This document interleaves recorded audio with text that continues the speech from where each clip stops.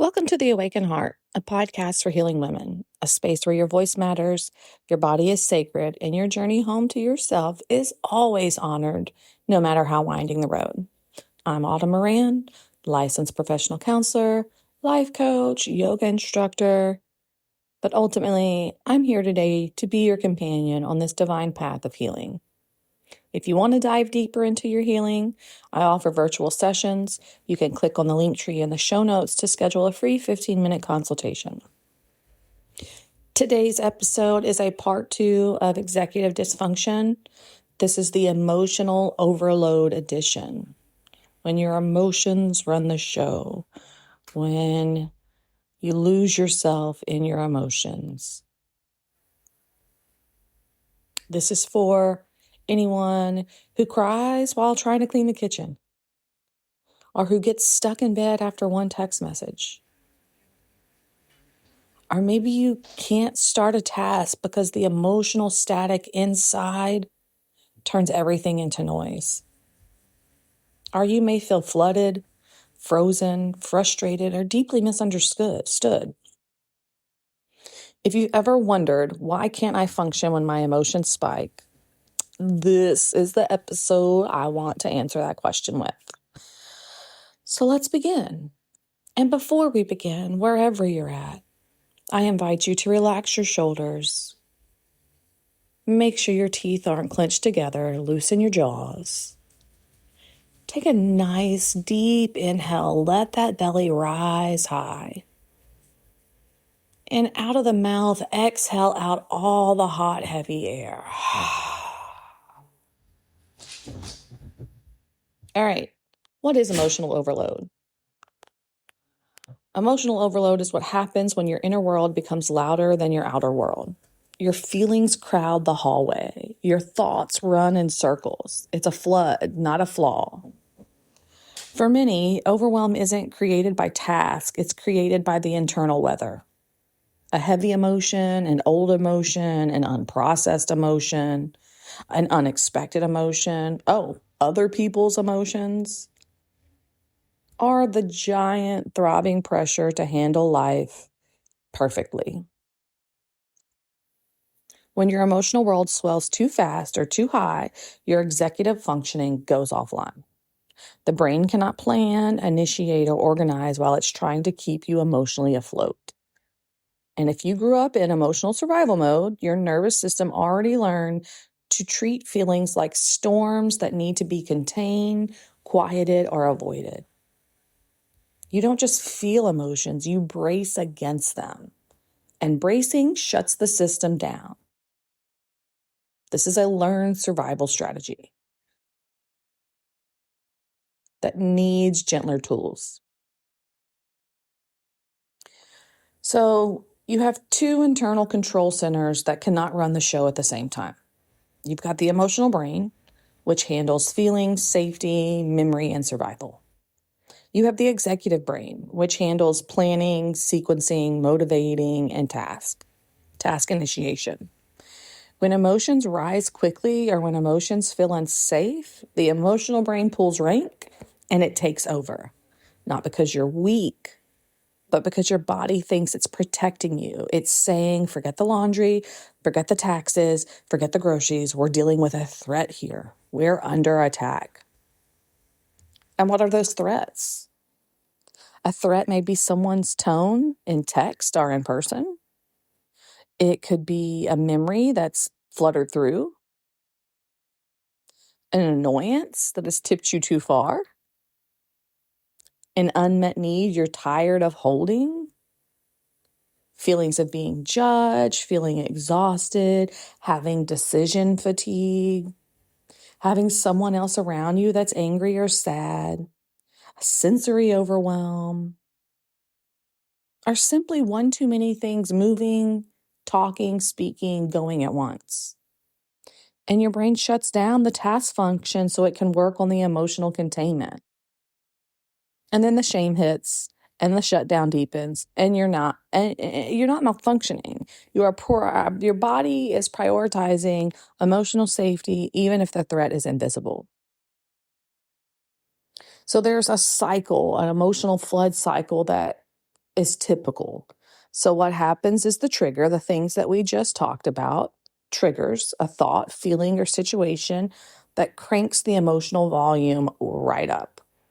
And then you have the surge. Maybe your chest tightens, your jaws clench, your thoughts start to spin. Your nervous system goes into incoming storm mode. Shit's headed our way. And then you have the freeze. Your executive functioning collapses, your mind goes blank, your body goes heavy. Everything feels like too freaking much. And then what happens? We avoid. We pivot away from the task. You scroll, you lie down, you shut the door, you disappear into distraction, busying yourself with something else so as not to deal. And then shame rolls in. Why can't I get it together? The shame accelerates the emotional flooding. And then you collapse. You go numb, you detach, you get tired, you cry. Your body gives out before your willpower does. And then eventually, the emotional waters recede. It's a quiet regroup, but the tasks still remain untouched and looming. This isn't like a personal failure. This is just a system melting down. And you can learn how to interrupt it. If you grew up in emotional chaos, criticism, silence, unpredictability, or you were parentified, where you had to take care of your parents' emotional well-beings, then you didn't just learn to suppress emotions. You learn that emotions equal danger. So adult emotions, even mild ones, feel like alarms. And the alarms override everything. And I think this is one of the misunderstood effect of trauma. Your capacity for emotional tolerance gets narrower. Not because you're fragile, but because your system has adapted. It learned to stay small, don't make mistakes, be invisible, don't upset anyone, don't fall apart, keep everyone happy, don't feel too deeply, don't rock the boat. And now, as an adult, your body treats big emotions like trespassers. Emotional overload becomes the default because your nervous system still believes it's responsible for holding the whole wide world together. You're carrying emotional weather patterns that don't belong to you. And guess what? It is time to release those emotional patterns. So it might be assumed that emotional overload is just crying or melting down, but it has many forms. Here are the four most common. Sensory emotional overload, too much sound, texture, movement, brightness, or physical clutter. Your emotions spike because your senses can't breathe. I cannot handle conversation and TV and animals moving around or kids moving around. Like something has to give. Turn off the TV, mute it if you can't turn it off so that we can discuss. Turn it way down on the volume.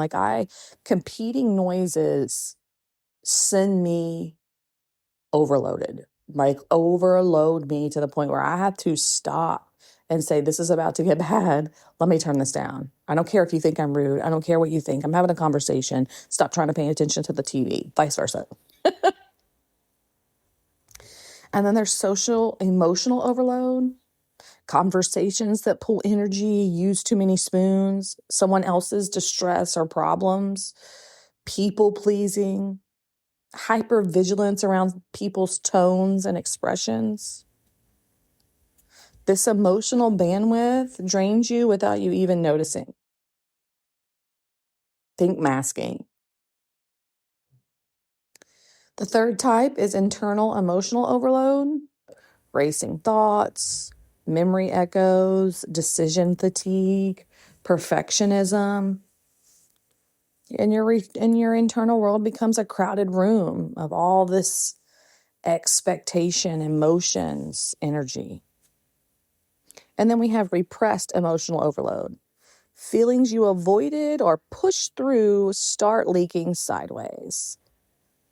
tears that don't make sense, irritation, irritability for no reason, numbness, a heaviness you can't shake because you told yourself to push through as if that makes it all better and go away. All it does is say, I'm not important. I've got to keep performing. Fuck me, fuck my needs, and I'll just collapse here eventually, and that's okay. Seriously, don't push through. Don't avoid. What you avoid controls you. Eat the big frog. Eat the frog, the big task first, right? Whatever you got to tell yourself, whatever you got to do to communicate your needs, to set up your house, set up your career, set up your life for you. Don't repress this. Take up space. All right, so what are some tools? I'm about to give you some tools, and these are productivity hacks. They're emotional safety supports, and they work with ADHD brains, inner child wounds, and trauma physiology. Tool number 1, the name and narrow method. Before trying to do anything, identify what type of overload you're in. You can say things like, I'm not stuck, I'm overwhelmed. I'm emotionally full, not failing. My nervous system is overloaded, not disobedient. Naming the situation for what it is brings the emotional brain back into regulation. Tool number 2, 2-minute emotional exhale. Set a timer for 2 minutes and let your body drop the armor. Shake your hands, roll your shoulders, sigh. Sigh heavily. Cry if the tears are there. Place your feet on the floor. Release your jaws. Relax your shoulders. Just spend 2 minutes of releasing, and this can reset your emotional capacity. Tool number 3, safe start script. Speak directly to your nervous system like you're soothing a toddler. You're soothing your younger self. You can tell your things like, we're not going to do the whole thing. I'm just going to begin gently. You can tell your inner child, you don't have to handle the emotions all alone. I'm here for you. And you can parent yourself and love yourself. I'll take care of us. You're allowed to feel, and I'm allowed to lead, you can tell your younger self. This can help with task initiation. One of the tips I used last episode about executive dysfunctioning is to let her sit beside you. Let your younger version who is scared, who is overwhelmed, who doesn't feel supported, feel all those things. Feel not scared, feel supported and understood, and not alone. You're doing it together. Tool number 4, I say this often, but body double. And body double for emotions, not tasks. This is where someone can sit with you before you start to get overwhelmed while you process the emotional intensity. It could be a friend on the phone. It could be a co-working video, someone texting you, I'm here, take your time. You don't need help doing the task. You need help calming the emotional tide, the emotional wave. Tool 5, take a walk. A 5-minute walk to release the pressure valve. No goals, no steps, just movement that tells your body that you're not trapped. And then tool number 6, 2 more tools. I know I'm going a little longer than I normally do with recommendations, but here we go. Switch to a task with emotional safety. When overwhelmed, do something that doesn't trigger fear, perfectionism, or stress. Wipe a counter, make a bed, organize something small, feed the pets, change the trash, light a candle. And tool number 7, the 3-layer plan. break task into three layers. Layer 1, emotionally stabilizing. Layer 2, activation start. Layer 3, action. What happens is we try to jump straight into layer 3 and just go for the action. And that's when our system crashes. No wonder. We're not accommodating ourselves. We're not checking in with ourselves. So layer 1, emotional stabilizing. That is checking in with yourself. That is checking in with your body, your heart, your mind, your feelings. What's going on? What are you expecting? What are you feeling? HALT, HALT is very important here. Are you hungry, angry, lonely, tired? Are other things going on that are leading to the overwhelm? Take care of yourself. Emotionally stabilize. And then layer 2, activation start is small steps. Give yourself 2 to 5 minutes. One step of the whole project. Just a little bit. And then that's when action comes in. You start to get to rolling.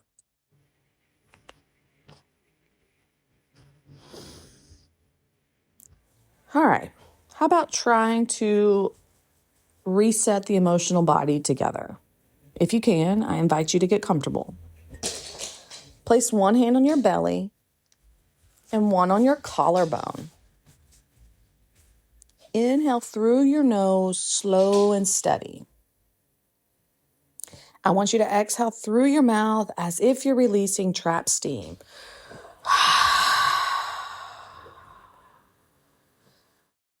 As you breathe in and out, I want you to say to yourself, I don't need to be perfect. Let out any negativity. As you inhale, tell yourself, I'm allowed to slow down. Let any negativity out.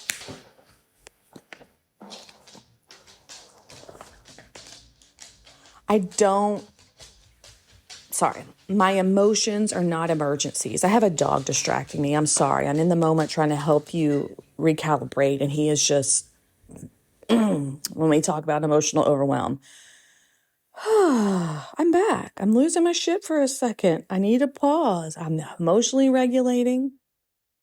I'm getting back into the moment. The noise has stopped.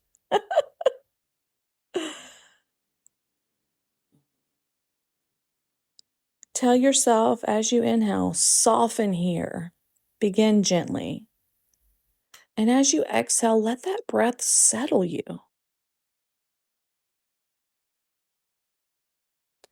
Emotional overload doesn't make you weak. It makes you a human. And if you weren't raised to if you were raised to silence your feelings, manage everyone else's emotions, or perform emotional calm at all costs to yourself, then of course your body gets overwhelmed now. Executive function collapses when you're carrying too much emotional weight alone. And I'm here to tell you, you are not alone. Use your supports, ask for help with safe people, and then if you don't have safe people, create new healthy supports. If you need anyone to talk to at any time and shit is heavy as hell, the text line 741-741 is a text crisis line. They will talk to you. They will help you get coping skills. Talk to doctors, talk to support groups, get a massage. Get people in your corner that are there for your well-being if you don't have it in familiar or friendly relationships. Seek out community supports. And if you don't feel like anyone in your corner is safe, we got to talk. We got to talk about boundaries. We got to talk about respect. We got to talk about you settling and not letting people treat you like you deserve and just letting them get away with bullshit. There are plenty of episodes for that. Boundaries, dating rules, taking up space, all of that. I'm here to help you. Listen to some episodes, reach out to me. I want to help you. Because you, yes, you deserve to be treated like an amazing, beautiful woman that you are. Supported, encouraged, validated, loved, someone that people give you patience and understanding, people that listen to you and hear you and not discard you.